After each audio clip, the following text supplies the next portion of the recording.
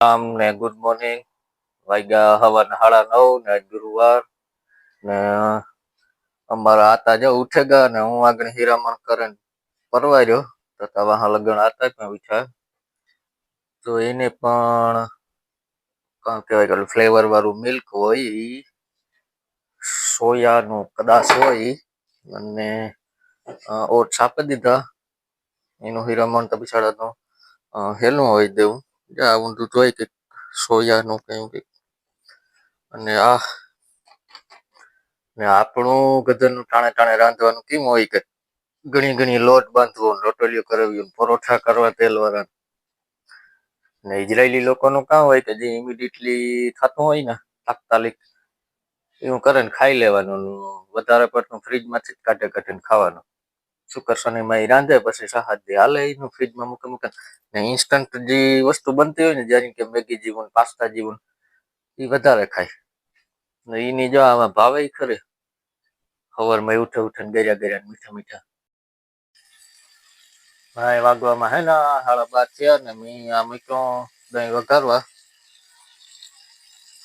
દહીં વઘારાઈ જાય પછી રોટલીઓ કરીને ખાઈ લઈએ ને આતાની હે ને ફિઝિયોથેરાપિસ્ટ આવ્યા તો આગળ દેખાણા કે ફિઝિયોથેરાપી કામ હોય ટ્રેનિંગમાં જે ગાય એ બધાને ખબર જ છે કે આ વાંધો હોય તો આ ફિઝિયોથેરાપી દેવાય નાય કરાય તે કરાય તો ફિઝિયોથેરાપી કઈ રીતના દે ને હું આગળ દેખાડા અમારા આતાની વીકમાં 2 વાર આવે physiotherapist.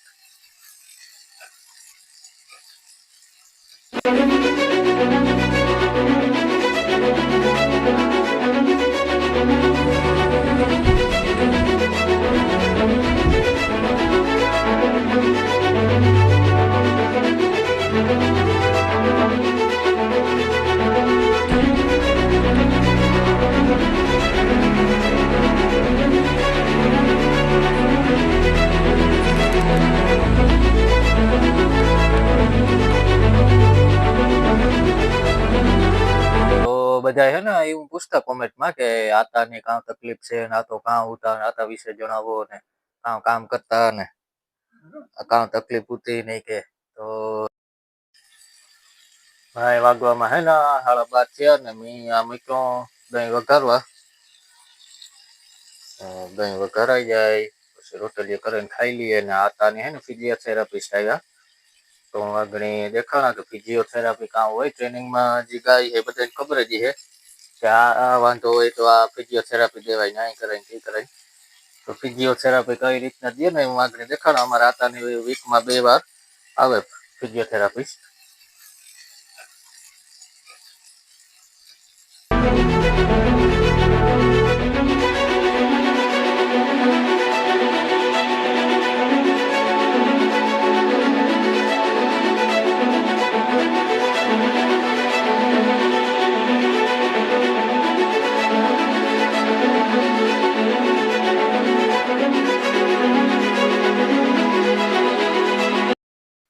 Hey Michael, can you tell me what the benefit of physiotherapy?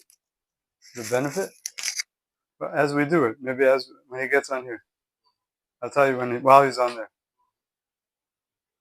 So by your therapy, what the benefit for JD and another person? We'll talk while he's on there, because then I can explain it while he's on there. No, I don't want to help you. Go ahead. Come and forward. Go a little more forward. Don't touch. Come this way. That's it. Okay. Get yourself standing and let's play ball. See now Eliezer is standing on. No, don't hold on. It's hard for me to stand on that side, but okay.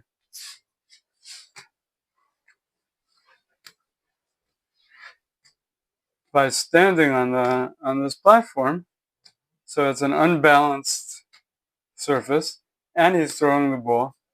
It just makes the whole body coordinate together. It's not like regular exercise. It's neurological. It makes the mind put the whole body working together.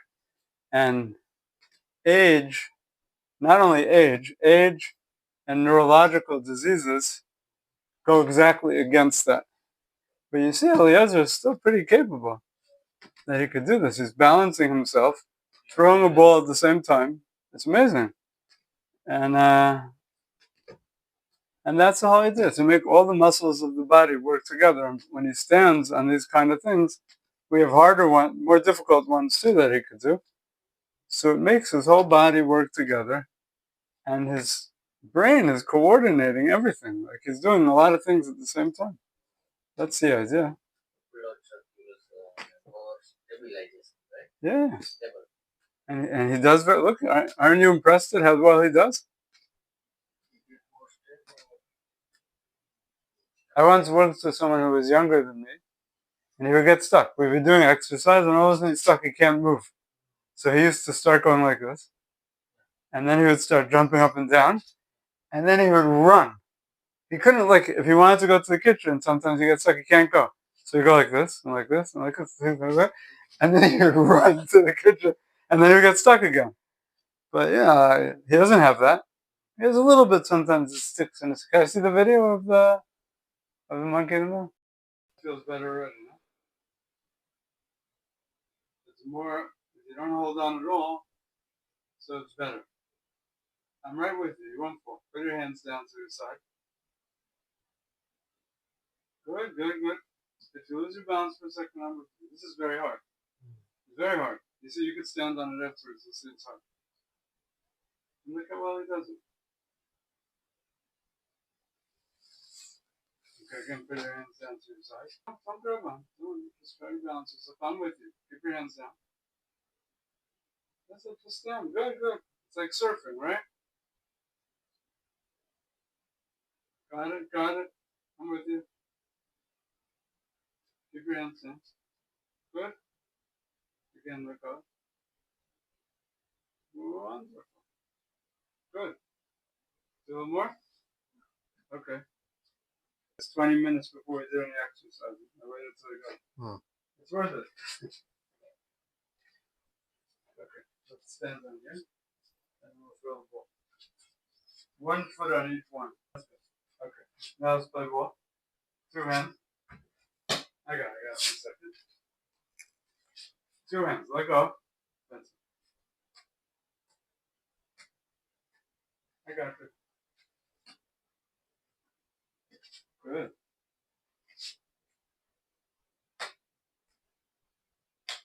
See his feet moving? That's coordination. See his feet? Amazing.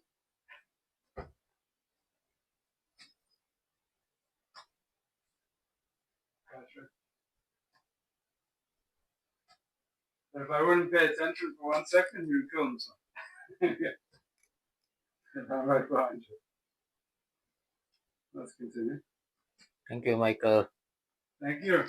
for know everybody to your job and benefits. You're doing good job and very hard.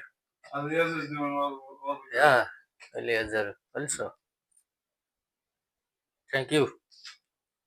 है ना આતાની હું story કા તો આતાની તકલીફમાં dementia હે મતલબ કે ભૂલે જવાની બીમારી અને પાર્કિન્સન હે જો કે ભૂલે જવાની બીમારી તમને એક વ્લોગ મૂક્યો તો આતાનો સ્પેશિયલ ખબર જ હે ઈ કામ આખો દી કરતા હોય ઈ અને પાર્કિન્સન હે પાર્કિન્સન એટલે કે એની જે હાથ ને પગ ને જે મૂવ કરવા હોય ને ઈ ન થાય ને હાવ લાકડા જેવા થઈ જાય અને ઈ થવાનું કારણ કે એકવાર હે ને આ તો આજથી 6-7 વર્ષ પહેલા સંડાસ બાથરૂમમાંથી લહેરેગા હતા મને આ કહેતા હતા મને તો નથી ખબર પણ આ કહેતા હતા કે એમાં લહેરેગા પછી એની 6-7 ટાંકા આવ્યા સીટીએ વેઇટ એની 6-7 ટાંકા આવ્યા પછી એની પાર્કિન્સનની બીમારી થઈ અને પાછા એમાંથી હાજા થયા ને તો ત્યાં બીજી દાણ સીડીએથી પડ્યા એમાંથી સીડીએથી પડ્યા ને એમાં મગજમાં લાગ્યું ને એટલે ડેમેન્શિયા થઈ ગયું અને જો એનું કામ હોય પાર્કિન્સનમાં કે જો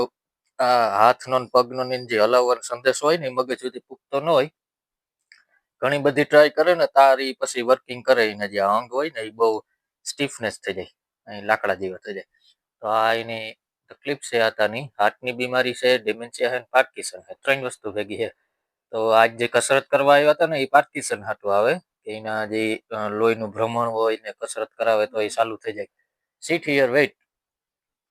એ માઇકલ હે ને દિનમાં બે વાર આવે, 2 કલાક થી કસરત કરાવે જાય. જો લે બૂટ ને ચડાવીને બેઠા હતો. મારા બૂટ ચડાવ્યા. જેડી this shoes my. That's it. એ કે ઘરે ભલે ને તારા હોય તો કાં છે. એ ને કાંઈ જેડી પહેરો કાંઈ ને. આ તો કાં ઉતાર રહી વાત એ સવાલ તો આ તો હે ને સાયકોલોજીસ્ટ હતા. આઈ પણ અટાણામાં સાયકોલોજીસ્ટ છે ને. આ તો પણ હતા ને. આ જે કામ કરે 71 વર્ષની ઉંમરમાં પણ એના ક્લાયન્ટ આવતા હોય ને આતાની થાવું ઊભું કારના હલુંબા તો કરતા હતા. ઓકે જો વાગવામાં હે ને 6:45 થયા ને અમારા આટલો જો ખાય ને દવા પીએ. મારે એની દવા ખાલી મૂકી દેવાની ને આથી પીએ લઈએ. એ કઈ કાંઈ નહીં રે. ટેક વોટર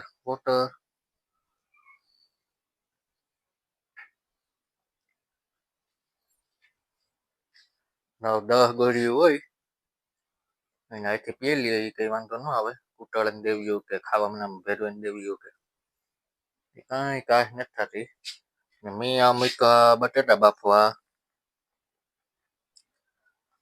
કેરીયું પડ્યું ને હું રસ રોટલી કરી નાખીએ ને બટેટાને બફાઈ શાક કરી નાખીએ. કેરીયું હું લઈ તો જરાક કાસેર્યું હતું પાકી ગયું. અત્યારે સુગંધ આવે સારી, કેસર જેવી જ આવે. ઓલી હે ને કાસામાં રસ કરી નાખ્યો. Do you want to more food? What? No, you have everything. Okay.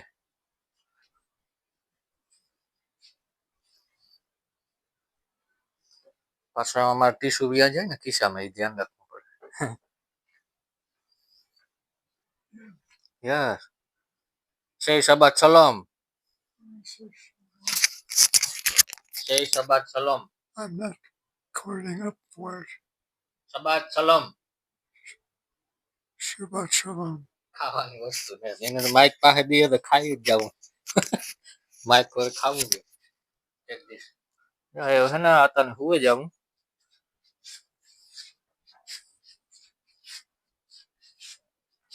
તો આવી લાગ છે ભાઈ. જેડી હતા સાયકોલોજીસ્ટ હતા બિચારા 2 વાર ભક્ત થઈ ગયા. એમાં આવું બધું કામ કહેવાય કે મગજને ફ્યુઝ ઉડે ગયા એના ટાણે તો હજી હારા કહેવાય.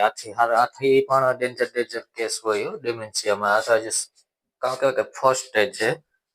પણ આથી પણ ઘણી નબળી હાલત હોય માનસિક. એ તો રાતે હુવા ન દેતા હોય ને અને બહુ એગ્રેસિવ ડેમેન્શિયા હોય તો ખીચ ચડે તો મારકૂટ કરે ને હાંભા મારે લે. અમારે આતાની હે ને ટાઢું ડેમેન્શિયા હે. એમ કઈ વાંધો નથી આવતો. ને હવે મારા આતાને થઈ ગયો હુવાનો ટાઈમ.